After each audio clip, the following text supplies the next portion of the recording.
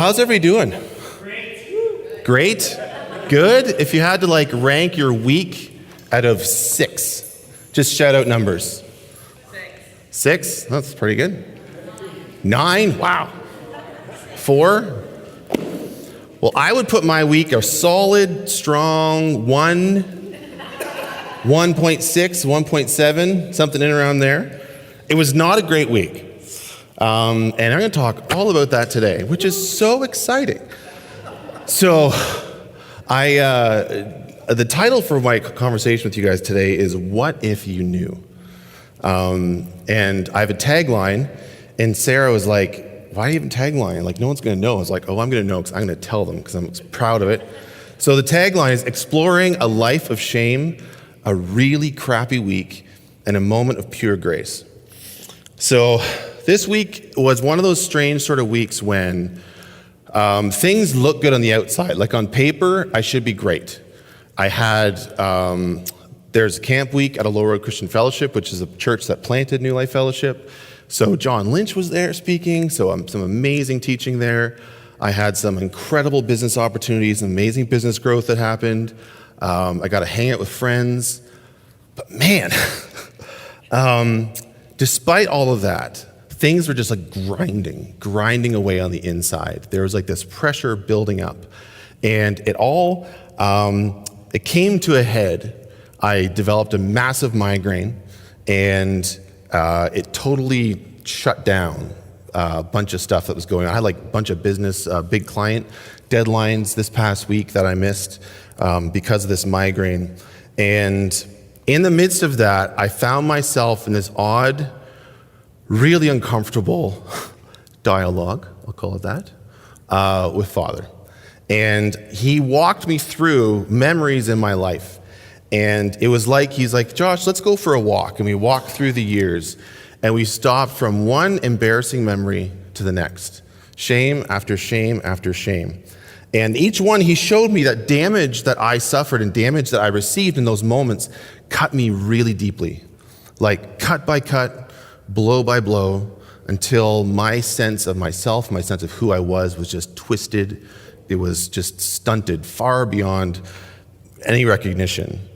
And I found myself feeling so much shame, wow, what if people knew? What if people knew that was the real me? What if people, I can't let this get out. No one can find out that this is who I truly am. If you knew, oh, what would you do? I can't even begin to imagine it. So I'm not going to let it happen. I will not let that happen. And so through my life, I've developed tools to help protect myself, patterns of behavior that protected me, prevented me from experiencing any further shame, any further damage. But true to his nature as a loving, kind, sympathetic, compassionate Father, God stepped into each of those moments. And through all of them, he reminded me of some beautiful truths of this journey, this life that all of us are walking on. So that's what I get to talk with you guys about. Some of it I'm super pumped about, but some of it I'm I'm not really excited to share with you about my lifetime of shame. This is not going to be fun, but it's going to be good. I really think it's going to be good. So that's what we're going to do this morning. So we're going to walk through my crappy week and my lifetime of shame, and then we're going to land up on some beautiful, well, I hope they're beautiful for you, moments of grace. And the goal here is realizing that, what happened to me this week, that's for all of us. There's that invitation that God wants to give each one of us, turning that, oh, what if people knew what was true about me? But knowing that God is whispering the exact same thing in your ear. Josh, what if you knew what was true about you? And what if you knew what was true about me? And what if you knew what was true about how much I deeply, deeply love you? So that's what we're off to today. So I'm going to pray, and then we'll jump in. Father, I think you've got something special. It's been a crazy, insane week, and you have been with me through every moment, and it's been difficult and hard and weirdly fulfilling and not at all fun, but there's purpose for it. You've purposed every moment of it, and so, Father, you're up here with me, and I pray that you'd make it easy for people to engage with you and I as we're dialoguing through all this stuff. So, amen. All right, so my really crappy week actually started way back in October of 2018. So that's what, like 9 months? We're gonna go through every single day. So I don't know if you had plans this afternoon, but God doesn't respect our schedules. So October, I was at a crossroads in my business. I was self-employed. I'd been struggling and struggling and struggling. And I had a conversation with a close friend, Greg Ballard, who's not here to support me. I'm really upset. And I remember saying to Greg, like, listen, man, it's all or nothing right now. Either this next thing I'm trying, either it works or I'm throwing in the towel. And I'm going to find a job or something. Well, something worked, because over the next 7 or 8 weeks, 4 clients closed big deals with me. And I was completely slammed for the first 6 months of 2019, I'll be completely slammed. And I had other clients with work stretching right to the end of 2019.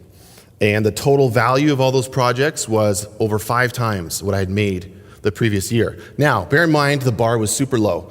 So, I mean, it's not like it was piles and piles of money, but it was like more than I'd ever thought would say, this is my gross income. I realized really quickly that I needed to hire employees to help me with this, and so I did. Really amazing people, fantastic hearts. God brought me exactly the right people at exactly the right time, and it was very, very exciting. It was so exciting I didn't notice the weight that was starting to creep into my heart. Looking back, I can see it really clearly, but there were seeds of anxiety and worry that were planted and began to sprout over the next months. So fast forward a couple months, May, June-ish, and I'm hiring employees number 3 and 4, and I'm very excited, but again, an increasing sense of gravity. These are crucial hires, and I'm confident that God's brought these people along, but in order to bring them on board, I had to choose to take a bunch of my profit and a significant chunk of my personal pay to commit to them. And it had to be done. I knew it without a shadow of a doubt. I knew God was going to provide, but it had to be done. And I began to realize that my role was changing. I'm now leader of a business. I have employees. And I start to feel the weight even more significantly. Operating a business with employees and payroll and budgets and cash flow is a lot different and a lot harder than just being a one-man show. This brings us to just a couple weeks ago. So, Friday last week? Doesn't really matter that much. Friday afternoon, Sarah and I are working on getting together camping items because we're going to go camp at a Lower Road Christian Fellowship for their yearly camp week, summer celebration. And we thought, hey, we don't have much going on in our lives. Let's take our 5 children at the age of 10 and live in a tent really close by to a whole bunch of other people. That sounds like fun and not living in a fishbowl at all. So we did, and I knew it was going to be a bit of a dicey week. There were some big deadlines, like I mentioned. I had volunteered to be a VBS teacher for one of the days. I knew I'd been slated to preach today. I had lots and lots of stuff in my mind. So then on Friday, I got a phone call and found out there's a prominent author with lots of best-selling books and a very significant online following who had been hearing about me and my business through friends of his for a while and wanted to meet with me to talk to see if there's a way I could help him in his business. The guy was my ideal dream client. So we set up a time to meet Monday afternoon. Now at this point, my mind is beginning to boil, and I feel this strange pressure beginning to build up inside. And it's pretty hot week. I can feel, so I'm chalking it to the heat. I'm chalking it to my kids behaving like children, not like adults, because that would be really convenient if they would take care of themselves a little better. So we're all setting up the camp, actually at the church, and then my uncle comes by, and I'd spent a few summers working with him framing, and every time we talk, he always brings up the same stories. Hey, you remember your first day of work, you got sunstroke and threw up everywhere? There's more, and they're just as embarrassing and fantastic as that one is. And they all feature me messing up. They all feature me making mistakes. And suddenly, this 34-year-old business owner with children becomes a 19-year-old just full of shame and feeling so much pressure to perform. Shame surged high, and I ended the conversation as gracefully as I could. Over the next few days, the inner pressure only increased, and as long as other people were around, I was okay. I hung out with friends, lots of great late-night conversations, But if I was alone, the pressure was right there. And I found myself praying a lot, kind of. I didn't use lots of words. Some words I can't say because this is being recorded. A lot of, oh God, I don't know what's going on. There are even some groans without words. The big meeting on Monday came up. It went amazingly well, far better than I could have asked for. There's some incredible potential there. But the weird thing is, afterwards, I felt more off. I remember sitting and chatting with Sarah about it, and we were talking, debriefing. I was like, babe, I just feel, I don't know, I feel like I need a really good cry or something. And if you guys know me at all, you know that I'm a big softie. I cry more than I consider to be a manly amount. And so this is Tuesday, and I know I'm preaching on Sunday, and I have no clue what I'm going to share about. All I have is this phrase, what if you knew? That's all that I have. I'm also supposed to teach on VBS. Wednesday's crazy at work. It's a scorch outside. I have 4 back-to-back meetings in the morning, and then I whisk the kids off to a friend's pool, and we get pizza, go home. By the time the kids are all in bed, I can feel migraine coming on. Sarah and I had already planned for her to spend the night away because I knew that she was pretty exhausted from watching the kids while I was working and stuff. I'm a great husband. So she took off, and why are you laughing?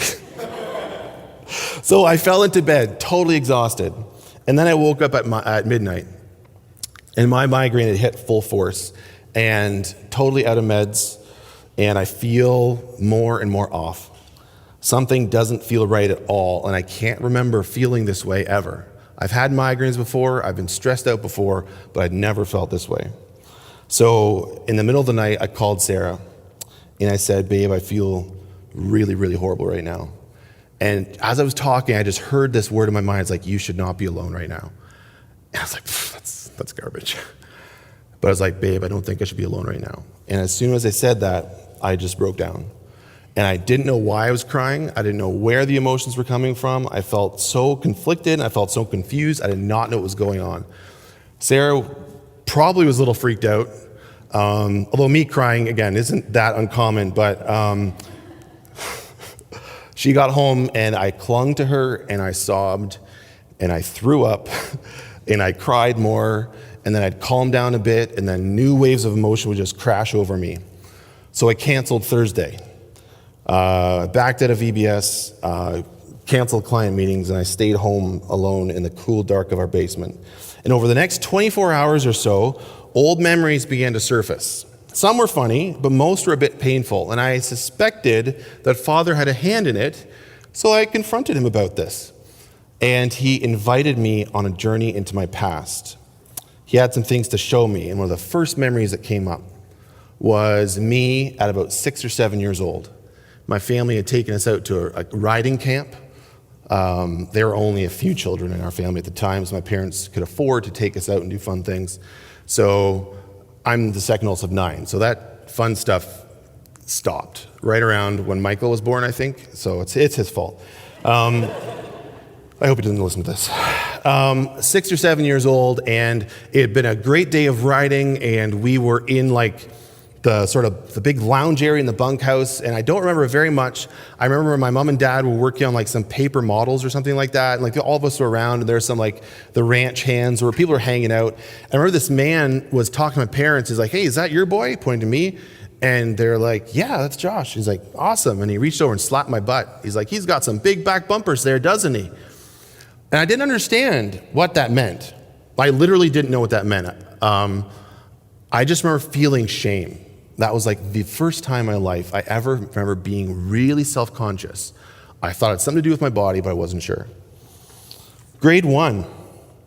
My dad loved to play chess, and he played it with a couple friends, and so I was like, I want to learn to play chess. He looked so... I didn't actually think this. I didn't have the capacity to enunciate these things at the time. My vocabulary was very small. But I remember thinking, Dad looked so cool sitting there pondering and moving pieces, and then, I want to do that.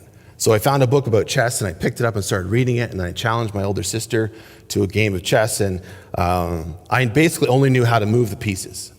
And so my mom walks by, and she sees us playing, and she stops for a second, and she's watching my sister just systematically take all of my pieces off the board. I don't know. I have no clue what's going on. And she says, Josh, you are a really impetuous chess player. And I have no idea at the time what impetuous meant. But I knew probably wasn't good. And I felt shame. Grade 3. I went to a small private school. My dad was the principal.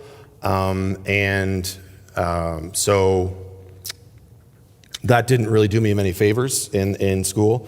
I remember coming in after recess time into a long hallway, and in my little 7 or 8-year-old mind, it's a long, dark hallway full of kids. The whole school was like 50 kids, so it couldn't have been that full or that long or that dark, but in my memory it was. And the way that we would come in is the small kids would line up first, and the big kids would line up behind them. They'd kind of all make their way, orderly, in quotes, into the door. But then kind of once you're through the door, it was like every man for himself. You just like rush to your hooks. So a bunch of bigger kids were coming behind me, and they shoved me down, and one of the older boys said, "Get out of the way, fatty." They were a big reason why I hated school. They'd push me and trip me and make crude jokes and spit on me from time to time. Shame, over and over again. Grade 6. I got older, and those tormenting boys had graduated out of school by that point, and so my life was a little easier. And then one day, again, grade 6 age, I'd come in from recess early, and so there's me and another girl who will remain nameless at this point, and we were just hanging out and chatting, and then I noticed that my friend Rachel Grasscamp, she had left a pile of cookies in her desk, and I swear it was this other girl's idea. I don't remember for sure, but it probably was, because I would never have decided it was a good idea to eat the cookies. But we did. We took the cookies and ate them. And then after recess, all the kids come in. There's a hubbub of getting into your desk, and everyone's chatting. It's before the classes really started. And then Rachel's like, "Hey, Mr. D, where are my cookies are gone?" It's like, boom, like the world slowed. Like time just slowed down. Everything went silent, and my physiological systems completely betrayed me. I couldn't breathe past here. My hands started going numb. I just felt my face going this crimson shade of embarrassment. And my teacher was not blind. And he looked at me. He said, "Josh, did you take them?" Busted. In that moment, I remember taking some small solace in the fact that I did not betray my classmate. But not anymore. Candace Boyle, I am done carrying your dark secret. Grade 7. The school that I went to is located out in the country, and there's a big field behind it and a great big bush. And so every fall, the Christian School Association that we were part of would host a meet, like a cross-country meet. So there'd be hundreds of kids from hours around would come to our school, and the custodian would, carve big pathways through the bush for a cross-country meet. And our school was pretty small, and so we didn't have a lot of people to run, so everyone had to run. It was mandatory, and I despised it. I hated that churning feeling in my stomach at the starting line. I hated the cracking jolt of the starting gun. I hated the inevitable pain and dragging cramps in my lungs that inevitably would set in. And one year in grade 7, I decided I was done. So a third of the way through the race, I waited until I was close to some adult volunteers stationed along the track, and I let myself stumble a little bit. And then I grabbed at my right leg. And then I think I played it up pretty good. I was pretty smart about it. I didn't stop. I knew that they saw. They're like, "Oh, Josh, are you okay?" But I pretended I didn't hear them, and I kept running. And then just a little bit further down the trail was another set of adult volunteers. And by this time, I had developed quite an impressive limp. And they're like, "Are you okay? What happened?" It's like, "I fell and I hurt my leg." And like, "You should probably stop the race." And I was like, "Oh, I probably should." And so they helped me. They helped me, get off the track, and I limped up to the pavilion and where people were hanging out, and I spent the rest of the day seated with my foot elevated and relieved to be out of the race. And something inside me changed, and I don't know totally what it was at the time. Grade 9. A few things clicked in my head. There was considerably more freedom in high school than in the small private school I'd grown up in. The teachers were a lot more lax in ensuring adherence to rules and guidelines, and I found myself with opportunities to cut corners and get away with it. I had to write a book report for English class, and I was running out of time. I'm actually a little tiny bit proud of this, but I'm also a little bit ashamed of it. I actually invented a book for a book report. It was foolproof. How could I get caught? Like, it's not plagiarism, right? My French teacher as well, Mr. Kaczorowski. He was like a Russian guy teaching French, very strange. So he had a deal in his class that if you ever got 3 perfect scores on unit tests, you'd automatically receive a perfect on the following unit test, and you wouldn't have to take it. And I cheated my way to 3 perfect scores. Yeah, don't laugh. That's really bad. I can't believe you think it's funny. The next year in grade 10, I missed a deadline for a major essay. And the way it worked was we all had assignment binders. And so you'd put your assignment in the binder, hand in the binder, the teacher would take it, mark it, give the binder back. So the teacher had graded all the assignments, of which I had not handed mine in, although I handed my binder in. The binder came back to me. I slipped my now finished essay into the back. And I put my hand up and said, Miss Hill, my assignment didn't get graded. She's like, oh, that's strange. I actually don't remember seeing yours. I was like, well, it's here in my binder. Again, I didn't technically lie because my essay didn't get graded. And at the time, it technically was in the folder. So she took it back, and that really ate me up. I felt an incredible amount of guilt. And I lasted about 18 hours before confessing to her. And I don't know what I was expecting. I mean, I'd grown up in like devotions, this story about this child who did this bad thing, and then they confessed, and the person was so gracious and kind. And so I was expecting that, but she was not gracious or kind. She lit into me, very disappointed me, and she let me know it. And I felt about this tall. That's an inch for those of you listening to the recording. And I can remember my face just burning as I left her office. Shame, heavy shame. Grade 10, I was in shop class. It was near the end of the year, and we're all working on our final projects. And I was waiting for my turn with the soldering iron, and I totally spaced out. I don't know what I was thinking about. And then Adam Kent came up behind me. He was like, hey, buddy, you digging for gold? And I was like, what? And then I realized I had been picking my nose. And he caught me. Silly, perhaps, but so much shame. I hope one of the things that you're seeing here is that the amount of shame you feel is not necessarily tied to the severity of the act, right? Like, I lived a pretty sheltered life. Some of you guys may have like far more damaging and difficult and painful things in your past. But what I'm starting to learn is that it doesn't matter what you've gone through, whether it's a small thing or a big thing, it has no bearing on the degree of shame and guilt and the damage that your self-concept takes over time. Fast forward to college, perhaps the worst betrayal of my life.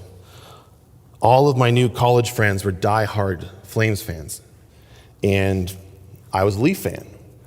So if this is back in the Cliff Fletcher, Brian Burke era. That year, Jason Blake led the team with 25 goals, and Vesa Toskala had 22 wins that year.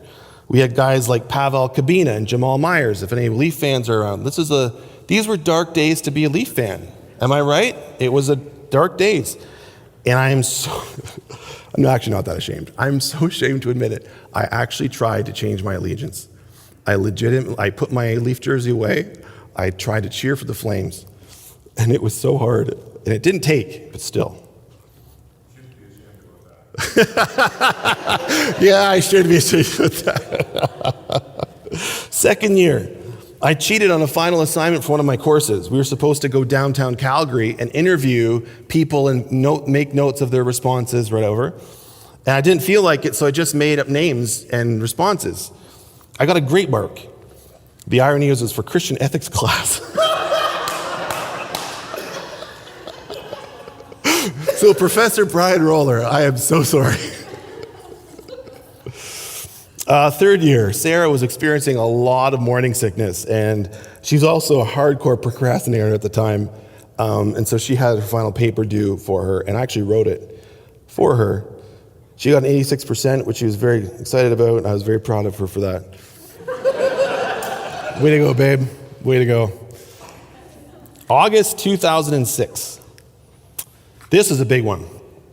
At this point, Sarah and I had been dating for about 8 months, and we were talking about getting married. We've been talking about it for a while. And Sarah's mom and dad were very excited. I picked a ring. I was going to go take her up north. It was going to be fantastic. 2 days before I was going to propose, her dad came to me, and he said, "Hey, Josh, I found your internet search history. And if you ever want to make a guy throw up on the spot, tell him you found his internet search history." Conversation did not go well. Now, I'll say this. I was no stranger to conversations about this. This was something that I was in the process of dealing with. There were people in my life that I was open with. But I'd kind of become used to, like, especially today, like if you're a guy and you're like, "Man, I struggle with porn." Most of the time, like 95% of the time, the other guy's like, "Oh, you know what, I understand." You get it. Like it's a really, really, really common thing. Rich was in that 5%, my father-in-law. And the conversation didn't go well. Long story short, he said, "Does Sarah know?" I said, "Yes." He's like, "Well, Deb and I have decided we are removing your blessing on the engagement." Shame. The story ends well, but at that moment, so much shame. I would say that for 95% of my life, I operated without being super aware of what I believed about me, my self-concept. I think it's kind of like background noise. It's going on. It influences everything that's happening, but I just don't see it. And as Father's walking me through all these difficult events, I began to see in gross, sloppy, hissing green clarity what I believed was true about myself. I saw the Josh Gordon I've been desperate to keep hidden for decades, and I'd layered that guy with behaviors and coping mechanisms and defense tactics, anything from the world out there, seeing the guy in here. What if they knew? What if they knew that I am unreliable, I'm untrustworthy, I'm not safe to be given responsibility for anything important? I am depraved and selfish and disgusting, with perverted appetites. I am boring. I am uninteresting. I'm not worth knowing, let alone loving. I am lazy. I am self-centered. I'll find a way to get out of doing something the right way. I don't know what I'm doing. I don't belong with successful, content people. I'm the kind of person who fails, and I don't deserve to influence anyone. And suddenly, I'm so ashamed. I'm so embarrassed for God to see this man. Not even a man, this villain. Sleazy, vindictive, lazy, selfish, greasy con man. Oh God, that guy is gross and I hate him so much. What if people knew? I do almost anything to keep people from figuring this out. Then Father showed me a toolbox. It is full of behavior patterns I've carefully selected and maintained over the past 34 years, and he pulled out a handful of them. "Josh, you believe no one in their right mind should trust you, and so to protect yourself from that rejection, you maintain your image by cutting corners or cheating in small ways." He tossed the tool to his feet and pulled out another one. "Josh, you believe you're the kind of guy who will drop the ball, most likely when it's most important. And so protect yourself from that. You look for escape in food or Netflix or pornography." Oh, he's totally right. He picks out another one. "Josh, you're so terrified someone will discover that you're putting on an act. You keep yourself puffed up on an invisible pedestal, constantly evaluating those around you. And when you detect anyone who's competition, you find ways to eviscerate them in your mind." Man, this sucks. He grabs some more, naming them and throwing them into the growing pile at his feet. "Josh, you constantly fuss over your appearance to hide your weight." This hurts, but his voice is gentle and kind. "Josh, you overcommit in an effort to impress people." Okay, God, to be fair, I haven't used that one in a really long time. Really, buddy? Maybe a little bit of that going on and you're signing up for VBS? Yeah, crap. He smiles and tosses down. "Josh, you're afraid of risking in relationships, so you wait for others to initiate with you." I've got nothing. It's like he can read me perfectly or something. Father smiles at me, warm, with a twinkle to his eye, and he kicks the pile of tools to the side and slides closer to me and shoulders me affectionately. And he throws an arm over my shoulder, and we're quiet for a minute. Then he blurts out, "Hey man, you got a Bible lying around somewhere?" The irony of his request strikes me as hilarious. Yes, I do have a Bible. He tells me to flip to Galatians 2, verse 20 and 21. "I have been crucified with Christ. It is no longer I who live, but Christ who lives in me.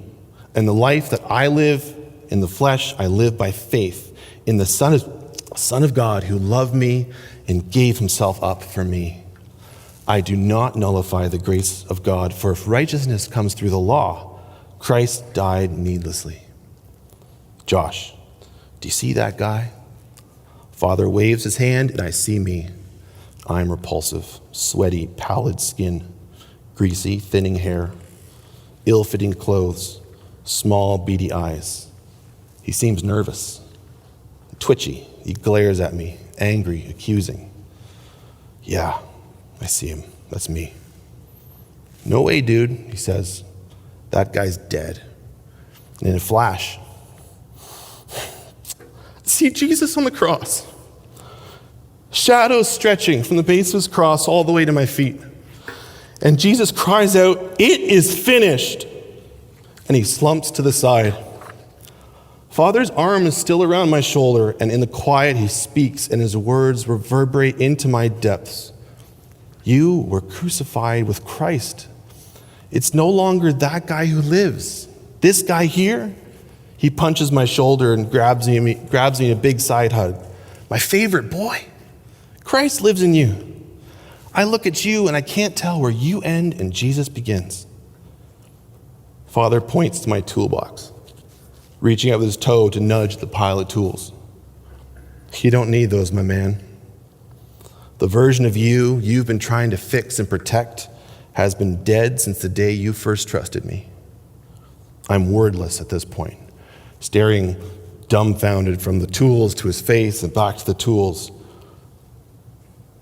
So, if the old me is dead, and I don't need to hide or protect that dead me, Father's nodding along with agreement as it's connecting in my mind. But I still feel like he's there. He's hiding in here. I know myself. I know what I'm like. I'll forget this conversation and I'll jump right back into the old patterns of living. He laughs at me a bit then, which surprises me. Little insensitive, considering my fragile emotional state at the time. "Of course you will. Rome wasn't built in a day." Then he said, I'm thinking about changing the phrase to "creation wasn't done in a day, but we'll stick with Rome for now, it's fine." My great hope through all of this is that we work through dismantling this infrastructure of defense with you together. Father gestures to a bench and we sit down together. "Josh, you are going to feel shame and you're going to feel fear. And the old, 'what if they knew?' question will be back in your mind and it will attempt to drive you back to your toolbox. But I want you to know that I'm not angry or afraid or threatened by that happening." He holds up my Bible, which is open to Galatians 2. Read verse 20 again and sub in Josh, wherever it says I or me. "Josh is crucified with Christ. It's no longer Josh who lives, but Christ lives in Josh. The life with Josh now lives in the flesh. Josh lives by faith in the Son of God, who loved Josh and gave himself up for Josh." I look up at him, I think, is there a tear in his eye? His grin is huge, though, and something that looks like pride is just shining from his face. And he says, "The life that Josh now lives in the flesh, he lives by faith." Josh, you've worked yourself into cynical exhaustion in an effort to keep others and me from confirming the lies you've believed your whole life. Then he reached down and looked in my eyes. "Josh, what if you knew that I crave your trust above all else, even more than your obedience? That is how you are meant to operate, living by faith, by trust." The notion is so foreign. It stuns me. This can't be right. Trust even more than obedience? He twinkles at me again as though he's reading my mind. Oh yeah, he says, it's in there. Check out Hebrews 11:6 there, fella. Flip through the scriptures and dang it, he's right. Without faith, without trust, it's impossible to please the Lord. What he says next stuns me. His voice is steady and earnest. I will bend over backwards to prove to you that I'm worthy of your trust. I'm so eager to earn that trust for you, to prove that your heart's deepest desires. He reached out and touched me in the chest gently. Your deepest desires are safe with me. Your deepest questions, you'll find the answers in me. Josh, what if you knew how crazy I am about you? What if you knew that to the exact degree that I love and accept and am present with my son Jesus, I love and accept and I'm present with you? Wrap your mind around that one, buddy. That was a moment of pure grace. And it's not just for me. All of us are asking, what if they knew? We have this secret person that we keep closeted away in our hearts. And we're so desperate that no one ever finds out that we build walls. But what we don't realize is that those walls prevent love from getting through to us. And as long as we're relying on our toolbox to protect ourselves, there's a cap. There's a limitation on how much of God's love we can experience. That doesn't mean that he doesn't love us. He's crazy about us. But every time I reach for a toolbox and grab a tool, instead of saying, Father, I'm a con man. Tell me what's true about myself. If I choose the tool, I'm choosing to not experiencing God's love in that moment. So what if they knew? We have to change that question. It's no longer about our hearts, our dirty, vile, disgusting hearts. Because if we're believers in Christ, that means that guy, that girl, they're dead on the cross. They're gone completely. And we rose up. When Jesus rose up, we were with him in his resurrection. We've risen up pure and clean and free. We still wrestle with all the old programming, right? Like, it doesn't go away. But what I'm finding, and I think this is perhaps like the greatest victory of all, maybe, I don't know, don't quote me on that, but one of the top 3 victories for sure is that, like, the things that used to tempt me and draw me into dark depravity, those things now are like bridges to Jesus. And I can be tempted to utilize any one of the tools in my toolbox, but in that moment, when I choose to say, Father, like, you have to remind me of what's true about me right now, because I don't see it, I don't feel it. And he's whispering all the time, what if you knew what was really true about you? And he's given us the Bible. He's given us community. He's given us friends. Like, that's what we're all doing here. We all come together in community to remind each other of what's true about God and what's true about me and what's true about the life that we're living in and how much God really, really deeply, truly loves us. I'm telling you right now that God is whispering the same words. What if you really knew, Josh, Peter, Sue, Kaylee, Chris?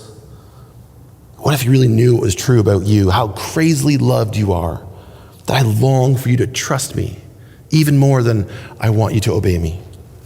And if you ask him, he will tell you.